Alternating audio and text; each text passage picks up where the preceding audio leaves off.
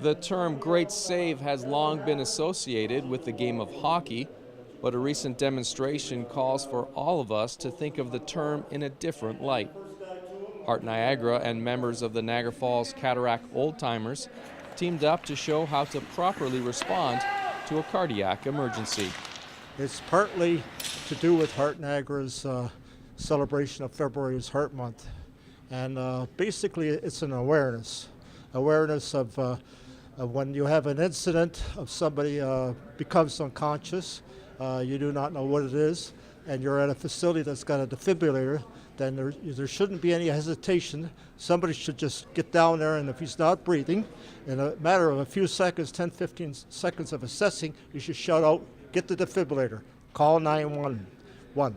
And the idea is that in 4 minutes, if the individual, the victim, does not receive CPR, after 4 minutes, he's clinically dead. And that means that the brain cells can start to die.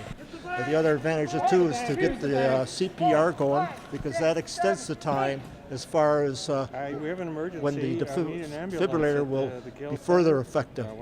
Heart Niagara have assisted in placing 375 defibrillators across Niagara. Ed Strohack, a longtime advocate for CPR training, is taking that one step further. He is now in the process of getting signs like this placed at public defibrillator stations.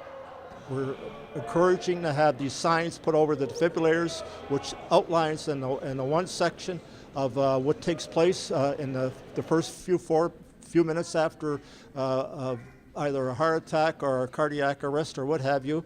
And then the central portion is the basic things that should be done. Call 911, get the defibrillator, and then also indicates that there's a pamphlet available which goes into a lot more detailed description of what should happen. It's geared towards the hockey group, but actually everything that the hockey guys are learning and what we did today can be applied anywhere.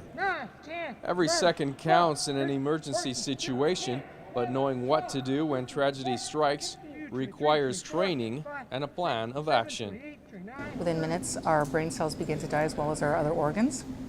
So our objective with performing CPR is to circulate oxygenated blood through the body, delivering it to the heart, muscle, organs, and particularly to the brain.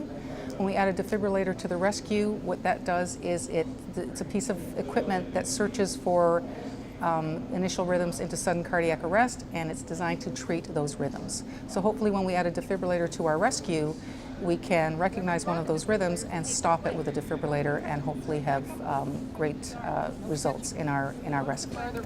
Heart and Stroke have adjusted their CPR protocol after noticing bystanders were reluctant to lend a hand and perform CPR. When Heart and Stroke reviewed their guidelines, they recognized that the body is a reservoir of oxygen, and if we could encourage everyone to kneel down beside that victim and to push on their chest to deliver oxygenated blood through the system, particularly to the heart muscle and to the brain, we can have great results. 50% increase in survival with CPR alone. If we add a defibrillator to the rescue, the chance of survival increases by 75%. So when we ventilate, circulate, and hopefully can treat an irregular or deadly rhythm in someone's heart, we can have really, really good results. And it's important minutes count. Don't be a bystander when it comes to a real-life emergency. Heart Niagara have a number of training programs designed to meet your needs. To find out more, visit them online at heartniagara.com. In Niagara, you're watching The Source.